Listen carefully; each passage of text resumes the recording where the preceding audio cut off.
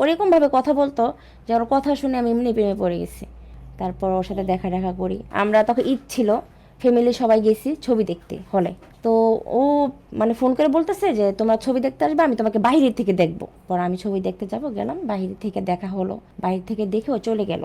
তো এভাবেই প্রেমটা চলতেছিল। আস্তে আস্তে ফোনে কথা বলতাম কথা বলতাম, বাসা থেকে আম্মু বুঝে গেছে মানে অনেক কিছু হয়েছে, মারি খাইছি, পাগল হয়েছিলাম, ওর জন্য অনেক কিছু করছি। এইভাবে করতে করতে 1.5 বছর কেটে গেল।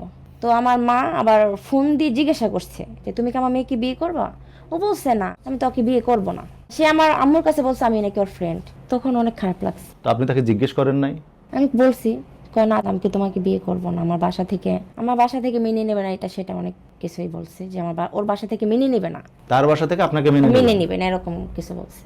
পরে আমার একটা বিয়ের ঘর আসে ঢাকা থেকে, ছেলে আসে না, ছেলের মা বাপ আমাকে অনেক পছন্দ করছে, অনেক, এখন আমাকেই নিবে তারা। তো পরে আম্মু আমাকে বলতেছে তোকে তো বিয়ে করবে না। আমি ওর সাথে কথা বলছি, তাহলে আমি যেখানে বিয়ে ঠিক করছি, মা বাবা যেখানে বিয়ে ঠিক করছে, তো ওইখানে বিয়ে দিয়ে দেবো। পরে আমি চিন্তা করলাম যে ও আমার মার কাছে বলছে বিয়ে করবে না, আমাকে সে বন্ধু হিসেবে দেখে। আমার মনে অনেক কষ্টও লাগছিল, কষ্টও পাইছি, তারপর আমি বিয়েতে রাজি হয়েছি। তো এক পর্যায়ে আমাকে বিয়ে দিয়ে দেয় ঢাকাতে, অনেক অনুষ্ঠান করে আমার বাবা বিয়ে দেয়। এখন আমার কষ্ট কি, কষ্ট তো অবশ্যই লাগছে, আমি তো খাওয়া দাওয়া অফ করে দিছি। ওরও খারাপ লাগতেছে ভিতরে যে ওর সাথে আমি প্রেম করলাম, ওকে অন্য জায়গায় বিয়ে দিয়ে দিতেছে, আমার কাছে অনেক, এটা প্রকাশ করতেছে না। বন্ধুদের সাথে প্রকাশ করতেছে, বাট আমার কাছে প্রকাশ করে না। বন্ধু 2টা পাঠাইছে, গায়ে হলুদের দিন পাঠাইছে, পাঠানোর পরে আমাকে বলে নাই, অনুষ্ঠান চলতেছে সেই সময় ওই ওই 2টা ছেলে আমাকে বলে নাই যে তোমাকে নিতে পাঠাইছে, তুমি চলো আমাদের সাথে, বলে নাই। ওরা চলে গেছে। পরে বিয়ে হয়ে গেল, হয়ে যাওয়ার পর পা থেকে মাথা পর্যন্ত আমার স্বর্ণ দিয়ে আমাকে নেয় ওইখান থেকে। কত করে বলতে পারি না, কিন্তু পা থেকে মাথা পর্যন্ত স্বর্ণ ছিল, অনেক অবস্থা ভালো ছিল। তা আমার ফ্যামিলি আবার আমার বাপ চাচাদের আবার স্বভাবটা খারাপ, মানে জামাই দেখবে না কিরকম, টাকা হলেই হবে। তো আমার বাবা ওইখানে দিয়ে দিয়েছে বিয়ে। দেওয়ার পর শ্বশুরবাড়িতে যাই, আমাকে যে স্বামীর বাসা নিয়ে আসছে, আমাদের বাসার হবে কি, আমি তো তার সামনে যাই নাই। আমার আমার নানি ছিল, আমার দাদি ছিল, আমার মামাতো বোন ছোট ছোট সবাই এক রুমে ঘুমাইছি, ফ্যামিলি সবাই গেছে, এক খাটেই সবাই ঘুমাই আছি আমরা। ওই ছেলে ছিল না, ছেলে অন্য পাশে অন্য রুমে ঘুমাইছে। ওই ছেলেকে আমার মোটো পছন্দ হয় নাই, আমার তো পছন্দ হয় না আগে থেকেই, মানে বিয়ে হলো বিয়ের রাতের দিন থেকেই কোনো কথাই হয়নি। আর ছেলেটাও রাজুক টাইপের, ওর বয়স কম, ছেলে লজ্জা পাচ্ছে, আমার সাথে কথা বলে না। আমারও বয়স অল্প, ওরও বয়স অল্প। ওই ছেলের মা অসুস্থ থাকে, এই জন্য ছেলেকে বিয়ে করাইতেছে, সেবা করার জন্য, হেল্প করার জন্য, এই জন্য আমাকে নিছে। তো পরের দিন ছেলে মা আমাকে প্রচণ্ড আদর করে, প্রচণ্ড আদর করছে 2 দিনে। 2 দিন আমাকে ভাতটা পর্যন্ত ছেলে মা আমাকে খাওয়াই দিছে, এতটা ভালোবাসছে ছেলের মা আর ছেলের বাবা। তো পরের দিন আমার বাসা থেকে লোক গেছে, আনতে গেছে। পরের দিন আপনাকে আবার আপনার বাড়ি থেকে লোক আনতে হ্যাঁ যাবে? হ্যাঁ, আনতে গেছে, খাওয়া দাওয়া করছে, খাওয়া দাওয়া করে আমার গহনা টহনা ছেলের মা বলতেছে এগুলা সব রেখে যাও, কারণ রাত্রে হয়ে গেছে তো, ডাকাতের ভয় আছে, তোমাকে যখন পরের দিন আনতে যাব তখন নিয়ে যাব, পরে নিয়ে আসবো, এখন আপাতত রেখে যাও। তো রেখে দিয়েছে। যাক, বাসায় গেছি, যাওয়ার পর ছেলেও গেছে, ছেলে বন্ধু বান্ধব একসাথে যায় না। মানে তারা সবাই মিলে আপনার বাসায় গেছে? হ্যাঁ, সবাই মিলে, বন্ধুরা সবাই মিলে আমার বাসায় গেছে। আমি কথা বলি না, একটা কথা বলেন না না? না, আমি কথা বলি না। বিয়ে হলো তারপর থেকে আপনার স্বামীর সাথে কোনো কথা না? কোনো কথা বলি না, এগুলো নিয়ে ঝামেলা হয়েছে আম্মুর সাথে। পরের দিন ছেলের সাথে কেন কথা বলি না, কেন থাকি না একসাথে, কেন ঘুমাই না, এগুলো নিয়ে আম্মু রাগারাগি করছে। তো ছেলেগুলা দেখছে, তো ওই লোকটা চেষ্টা করে নাই যে আমার সাথে এসে কথা বলবে, কারণ বুঝতে পারতেছে যে আমার মন খারাপ, আমি এটাতে রাজি না। ছেলেটা বোঝার পর ছেলেটা আমার সামনে আসতেছে না। পরে ছেলেটা বাসায় চলে গেছে। ছেলে বাসায় চলে যাওয়ার পরে ছেলে বাবাকে পাঠাইছে যে আব্বু ওর বাসায় কি প্রবলেম, তুমি যাও ওকে গিয়ে দেখো। আর আমার মন খারাপ, আমি আম্মুর সাথে ঝগড়া টগড়া করছি, তো আমি থাকতে পারতেছি না, যার সাথে আমি প্রেম করছি ওরে ছাড়া আমি থাকতে পারতেছি না। আমার মনে হইতেছে আমার ওকেই লাগবে, মানে আমার মাথায় ছিল আমি যেভাবে হোক এখান থেকে পালাবো। একটা সুযোগ পাইছি, বের হওয়ার পর যার সাথে আমি প্রেম করছি তাকে আমি ফোন দিয়ে বলি যে আমি চলে আসছি, ঠিক আছে তুমি দাঁড়াও আমি আসতেছি। ও আসছে, আসার পর আমাকে নিয়ে যায়, বাসায় নিয়ে যায় না, অন্য এক বন্ধু বাড়িতে নিয়ে যায়। তো একটা মেয়ের যখন একটা ছেলে নিয়ে যায়, কেউ তো জায়গা দিতে চায় না, সবাই ভয় পায়, হঠাৎ করে মেয়ে কি না কি হয়, মামলা টামলা হইব না কি কি, এগুলো ভয় পায়, কেউ মানে দিতে চায় না, জায়গা দিতে চায় না। একদিন দিল, পরের দিন বলে তোমরা কি করবা, কিভাবে কি করবা তোমরা করো। এভাবে আমাদের দিনটা মানে যাচ্ছিল, আমি এখান থেকে সেখানে, সেখান থেকে সেখানে, ওর সাথে মানে বিভিন্ন বাড়িতে রাখছে? বাড়িতে ছিলাম, ও ছিল না, ও বাড়িতে চলে আসতো, কিন্তু আপনাকে রাখছে? আমাকে রাখতো। পরে আমি, আমার প্রথম হাজবেন্ড, ওকে আমি ডিভোর্স দিয়ে দিই। ডিভোর্স দেওয়ার পর সে আমাকে ডাইরেক্ট একটা মহিলা ম্যাচ ঠিক করে দেয়, মানে আমি টাকা দিয়ে মাস শেষে আমি টাকা দেবো, আমাকে খাওয়াবে, মেস ঠিক করে দেওয়ার পর আমি ওইখানে খাওয়া দাওয়া করি, ওইখানেই থাকি। ওর কাছে কোনো টাকা পয়সা নাই। আমার হাতের আংটি ছিল, ব্রেসলেট ছিল, ওগুলো বিক্রি করে করে খাই।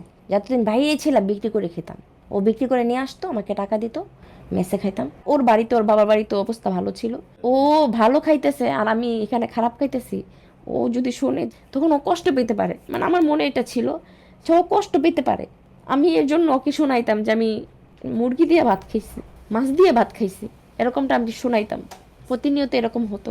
মাঝে মাঝে আইসা, সেখানে আইসা আমার সাথে কথা বলতো, বসে দেখা করে যেত। আমি ওর প্রতি অনেক পাগল ছিলাম। আমার মন সাথে এরকম ছিল, আমি ওকে পাওয়ার জন্য যা করতে হয় করব। তাকে আমি চাই, তাকে আমি বিয়ে করব, তার সংসারে যাব, তার বাড়িতে যাব।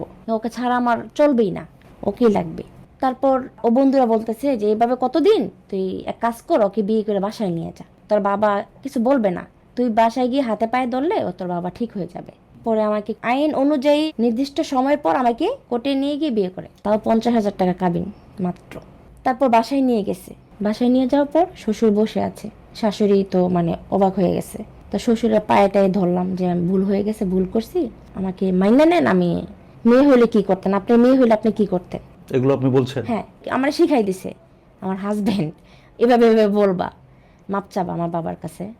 তো আমি এইভাবে বলছি, মাপ চাইছি, পরে মেনে নিছি, সবাই মেনে নিল, শাশুড়ি সবাই। এদিকে আপনার বাড়ির খবর কি? আমার বাড়ির খবর কোনো কিছু না, আমার বাড়ি, আমার বাবা রাগ, আমার বাবা রাগ হয়ে আছে। তো সংসার গেলাম, শ্বশুর মাপটাপ করে দেয়। আমার শ্বশুর অনেক সরল মানুষ, 5 ওয়াক্ত নামাজ পড়ে, অনেক ভালো। শাশুড়ি অনেক ভালো, ফ্যামিলির সবাই অনেক ভালো। নিজের মন মতো আর কি থাকতে পারতেছি। কিন্তু আপনার পরিবারের সাথে কি যোগাযোগ শুরু আমার হলো? আম্মুর সাথে যোগাযোগ ছিল, কারণ আমি তো মেয়ে, আমার আম্মু তো আমাকে ফালাই দিবে না। বাড়ি যেতে পারতেন? না, বাড়ি যেতে পারিনি, বাড়ি যাইনি। আমার আম্মু কাপড় চোপড় নিয়ে আসছে, আমি যার কাছে বিয়ে করছি এখন, ও আমাকে একটা জামা কাপড় বানিয়ে দিতে পারেনি। আমার বাসা থেকে আমার আম্মু নিয়ে আসছে আমার কাপড় চোপড়, নিয়ে আমাকে দিয়ে গেছে। কিন্তু আপনার বাবা অনেক রাগ? আমার বাবা রাগ ছিল, কারণ আমার বাবার নাক কান কাটা গেছে, তো তাই বাবা রাগ ছিল। এটা আমি পরে মানাই নিছি, 6 মাস পর আমার বাবা মাকে আমি মানাই নিছি। তো সংসার করতেছিলাম। তো ওর আবার একটু স্বভাব কি, মেয়েদের প্রতি একটু আকর্ষণ, মেয়েদের সাথে ফোনে কথা বলা। ও যদি মানে জিন্স টিন্স পরে, ইনটিন করে, চশমা টশমা লাগায় বাইরে যে, আমি সহ্য করতে পারতাম না। মানে আমার হিংসা লাগতো, ওর দিকে মেয়েরা তাকাবে, আমি তো এটা নিতে পারবো না। এই জন্য আপনি একটা প্রতিষ্ঠিত পরিবার রেখে আপনি আপনার বেকার স্বামীকে নিয়ে সংসার শুরু করলেন। বেকার স্বামীকে নিয়ে আমি সংসার শুরু করি। আমি চিন্তা করেছি বিয়ে করার পর হয়তো বা কাজ করবে। 6 মাস পর প্রেগনেন্ট হলাম, আমার মেয়েটা পেটে হইলো, আমাকে একটা ফল কিংবা খাবার ও এনে দিতে পারে নাই। ওনাদের আর্থিক অবস্থা কেমন ছিল? ওর বাবার ছিল, ও বাবা আমাকে 3 বেলা ভাত খাওয়াইছে, তখন ওর বাবা খাওয়াইতো, কিন্তু ভরণ পোষণ তো ওর বাবা দিত না। ভরণ পোষণ আমি বাবা বাড়ি থেকে আনতাম, আমার মার থেকে। ব্যক্তিগত যে জিনিসগুলো লাগতো আমার মা দিত। আমার মেয়ে যখন 7 মাস, তখন আমি বাবার বাড়িতে যাই, যাওয়ার পর আমার বাবা মারা যায়। বাবাকে কবর টবর দিল, দেওয়ার পর হাসপাতাল আমার আম্মু নিয়ে গেল। তো মেয়ে হলো, মেয়ে হওয়ার পর হসপিটাল নিয়ে যাওয়ার পর ও গেছে পরের দিন দেখতে। মেয়ের বয়স যখন 20 দিন, তখন আমার স্বামীর কাছে আমি চলে যাই। চলে যাওয়ার পর ওইখানেই মানে থাকতেছিলাম, দিন পার করতেছিলাম। তো ফোনে অনেক মেয়েরা ফোন দিত, ফোনে মেয়েদের কণ্ঠ পাইতাম, জিজ্ঞাসা করতাম, কে মেয়েরা ফোন দিয়ে, কি তুমি মেয়েদের সাথে কেন কথা বলো? তো আমাকে মারধর করতো যদি ওকে জিজ্ঞাসা করতাম। আমি আমার মেয়েকে বুকে পাশ নিয়ে আমি পিছন দিয়ে লাথি খেয়েছি। আমার মেয়ের অন্য হাড় ক্ষয় করে ফেলাইছে, আমাকে পিছন দিয়ে লাইতে হেতে এভাবে মারছে আমাকে। সমস্যা হয়তো শুধুমাত্র মেয়েদের সাথে কথা বলা নিয়ে? হ্যাঁ, সমস্যা মেয়েদের নিয়ে কথা বলা। আমি বাসায় ঠিক মতো আসতো না, বাবার বাড়ি থেকে টাকা পয়সা আমার মা আমার অ্যাকাউন্টে টাকা পাঠায়, আমার নামে অ্যাকাউন্ট করছে, ওই অ্যাকাউন্ট থেকে উঠায় আমি ওর পিছনে ভাঙতাম। ওকে আমি কখনো কম দামি জিনিস পরাইনি, সবচেয়ে দামি লুঙ্গিটা ওর জন্য আমি কিনে নিয়ে আসছি, গেঞ্জিটা দামি গেঞ্জি, দামি শার্ট, ব্র্যান্ডের শার্ট, আমি ওকে সব দিছি, সব পরাইছি। আমার মেয়ে যখন 3 বছর হয়, তখন ও সকালে বাড়ি থেকে বের হয়ে যায়, বলে আমার একটা কাজ আছে, আমি যাই। বের হয়ে যাওয়ার পর মানে আমার ভিতরটা ভালো লাগতেছিল না, অনেক অস্থির লাগতেছিল। ও মেয়ে নিয়ে হোটেলে গেছে, সেদিন আবার পুলিশে রেড দিছে হোটেলে। রেড দেওয়ার পর ওদের দুজনকে পাইছে। দুজনকে পাওয়ার পর জিজ্ঞাসা করছে যে তোমরা এখানে কেন, কি হও? তো বলতেছে আমি ওকে বিয়ে করব, আমার প্রেমিকা। তো তো বিয়ে করবা, তুমি হোটেলে নিয়ে আসছো কেন? তুমি হোটেলে নিয়ে আসছো কেন? তুমি বিয়ে করবো, বাসায় বিয়ে করো, কাজে অফিসে বিয়ে করবো, হোটেলে মানুষে বিয়ে করে? পরে ওদের দুইটারে ধরে নিয়ে গেছে একটা কাউন্সিল অফিসে। তো ওইখানকার লোকজন তো আর জানে না যে ওর বউ বাচ্চা আছে। বাসায় খবর পাঠাইছে, দেখো বাসায় যাও, বাবা মা ফ্যামিলি যারা আছে ওকে ডাকাও, ওদের বিয়ে করাবো, বিয়ে পড়াই দেবো। আমাদের এলাকার যে কাউন্সিল অফিসের যেই মানে দারোয়ানকে পাঠাইছে বাসায়, এসে দেখে তার বউ বাচ্চা আছে। তারপর ওইখানে লোককে কল দেয়, কল দিয়ে বলে যে স্যার ওকে বিয়ে করায়েন না, ওর তো বউ বাচ্চা আছে। কথা ঠিক আছে, নিয়ে ওদেরকে সবাইকে নিয়ে আসো। পরে আমি আমার মেয়েটা কোলে করে নিয়ে গেছি, আমার মাথায় বাড়ি পড়ছে যখন আমি শুনছি আমার হাজবেন্ড মেয়ে নিয়ে হোটেল ধরা গেছে, আমার মাথায় বাড়ি পড়ছে। আমি মানে মেনে নিতে পারতাছিলাম না, সহ্য করতে পারতাছিলাম না যে ও এত বড় একটা কাজ করলো। আমি গেছি, পাগলের মতো গেছি আমার মেয়েটাকে কোলে নিয়ে। পরে আমি গিয়ে দেখি মেয়ে এক সাইডে বসে আছে আর আমার হাজবেন্ড আর এক সাইডে দাঁড়ায় আছে সে। তারপর সবাই তো পুলিশ টুলিশ সবাই দেখা আমাকে দেখা এত আফসোস করতেছে যে ওই মেয়ের চেহারা, আর কি সুন্দর ফুটফুটে বউ, এত সুন্দর বউ, আর এই কি একটা মেয়ের সাথে ও এরকম করছে, ওর অপমান করতেছে, প্রতিনিয়ত ওর অপমান করতেছে সবাই। তারপর সেখানে মামলা করছে, কি ডাক্তার কি বললো ডিএনএ টেস্ট নাকি এগুলা করবে, করে দেখবে। আমি স্যারের কাছে অনুরোধ করলাম যে স্যার আমি একটু আমার হাজবেন্ডের সাথে কথা বলতে চাই। তো আমাকে একটু সাইডে পাঠাইয়া বললো যে ঠিক আছে যাও। তা আমি ওকে জিজ্ঞাসা করলাম তুমি কি ওর সাথে কিছু করছো? পরে ও মাথা নিচু করে আমারে বলতেছে হ্যাঁ। তো সাংবাদিক চলে আসছে, কি করছে পত্রিকায় দিয়ে দিছে এগুলা। পরে ওকে মামলা করে দিল, পুলিশে নিয়ে গেল থানায়। থানা হাজতে শিখদের আমি কান্না করতেছিলাম, কান্না করে বলতেছি তুমি এটা কিভাবে করলা। আশেপাশে যারা এসআই পুলিশ সবাই দেখে আমাকে অনেক আফসোস করতেছিল আমার মেয়েকে আমাকে দেখে, যে শালা কাজটা করছে কি। কান্না করতেছিল, ও কান্না করতেছিল, আমিও কান্না করতেছিলাম। আমি বাসায় চলে আসি, ওরে চালান করে দেয় জেলে। পরের দিন আবার যাই জেলখানায়, একদিন পর পর যাইতাম আমি জেলখানায়। আর আমি টাকা দিয়ে আসতাম যে ভালো বিছানায় শোয়ার জন্য, ভালোভাবে থাকার জন্য, ভালোভাবে খাওয়ার জন্য টাকা দিয়ে আসছি। তো বাসা থেকে আমার আমার বড় ভাসুর সে আবার উকিল ধরছে। উকিল ধরলে কি হবে, মেয়েকে দিয়ে এটা ছুটাতে হবে, মেয়ে বাদী। মেয়ে এই বলে মামলা দিছে যে বিয়ের আশ্বাস দিয়ে ধর্ষণ করছে, দিছে ধর্ষণ মামলা। তো এটা তো জামিন করাতে হলে মেয়ে বিয়ে করাতে হবে। তুমি কি কি বলো? আমি বলছি ওকে যদি জামিন করে ছুটে আনা যায়, যদি বিয়ে করা লাগে আপনারা করান। প্রথম আমার কষ্ট হয়েছে, কিন্তু তারপরে বলছি যে এটা বিয়ে হবে এটা উকিলের মাধ্যমে, উকিলের মাধ্যমে হলে এটা আবার মামলা শেষ হলে উকিলে সেটা আবার ডিভোর্স দিয়ে দিবে। ম্যাজিস্ট্রেট 1 সপ্তাহের জন্য ওকে জামিন দিছে, যে 1 সপ্তাহ পর মেয়েকে বিয়ে করে কাগজ দেখে তারপরে জামিন নিতে হবে, স্থায়ী যাবে। হ্যাঁ স্থায়ী জামিন। ওকে জামিন করে কিন্তু নিয়ে আসছে বাসায়। তো বাসায় আনার পর ও আমার কাছ থেকে মাপ টাপ চাইলো, ও স্যার জীবনে এরকম করবে না, কান্নাকাটি করছে। মাপ টাপ চাওয়ার পরে তা আমি তো জামাই পাগল, আমি তোর জন্য পাগল, তা আমি তো মানবো, আমি না মানলে কি মানবো, মেয়ে হয়ে গেছে, মেয়ের মুখের দিক তাকায় আমি মেনে নিছি। মানুষই ভুল করে, আমি কেন ক্ষমা করব না। আমি ওকে ক্ষমা করে দিছি। 1 সপ্তাহ পর মেয়ে বিয়ে টিয়ে করে কাগজ দেখাইছে, তারপর ওকে স্থায়ী জামিন দেওয়া হয়েছে। কিন্তু মাসে মাসে হাজিরা দিতে হবে মেয়েকে নিয়ে।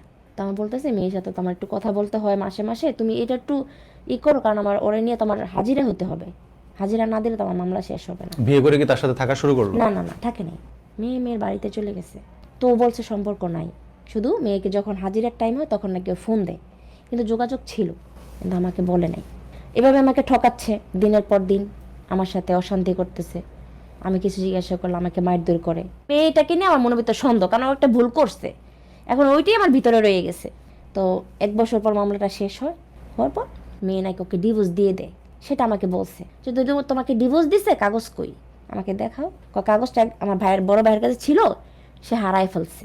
তো এরকম বুঝ আমাকে দিয়ে দিয়েছে, তা আমি তারপর মাথা ঘামাই নেই, মাথায় নিয়ে নিছি। যাক আস্তে আস্তে মেনে নিতেছি, মেনে নিলাম। নেওয়ার পর দেখি সম্পর্ক মানে এটা ভাঙে না। ওই মেয়েটার সাথে প্রায় প্রায় আমি ধরার পর ওর সাথে আমার ঝগড়া হয়, মারামারি হয়, ও আমাকে মারে, মারধর করে। আমি চিন্তা করে দেখলাম যে ওকে আমি যত কষ্টই হোক বাহিরে পাঠাই দেই, বাহিরে পাঠাই দিলে এটা মেয়ের থেকে সরে যাবে এবং কি টাকা পয়সাও ইনকাম করবে, আমাকে পাঠাতে পারবে, আমি আমার মেয়েটাকে মানুষ করতে পারবো। আমি বাহিরে পাঠাই ওকে, নিজে বাবা বাড়ি থেকে টাকাই না, আমি ওকে বাহিরে পাঠাইছি সৌদিতে। 2019 সালে দেখে আমি বাইরে পাঠাই দিই। বাইরে গেল, কয়েকদিন ভালোই ছিল, আমার সাথে কথা টথা ভালোইভাবে বলছে, লাইনে রাখতো, রান্না করলেও লাইনে রাখতো, তো কাজ করতেছিল। মাসে মাসে টাকা, আমার লোন আছে, লোন শোধ করছি, টাকা পাঠাইছে, লোন শোধ করছি। যখন লোন টোন শোধ হয়ে গেছে তখন মানে টাকা পাঠাইছে, আমি বলে যে টাকা দেন, টাকা পাঠাইছে, কিন্তু আমাকে সময় দিত না। আমি কথা বললেই লাইনে আছে, লাইনে থেকে আমাকে ফোন দেয় না, সেই মেয়ের সাথে কথা বলে, তার জন্যই পাগল। ওর আমার প্রতি কোনো ফিলিংস ওর প্রতি নাই। ও ফিলিংস নষ্ট করে দিয়েছে। 5 বছর পর সে বিদেশ থেকে আসার পর তখন ও নিজেই সবকিছু মুখে বলছে। ওই মেয়েকে সৌদিতে নিয়ে গেছে, 10 দিন ছিল।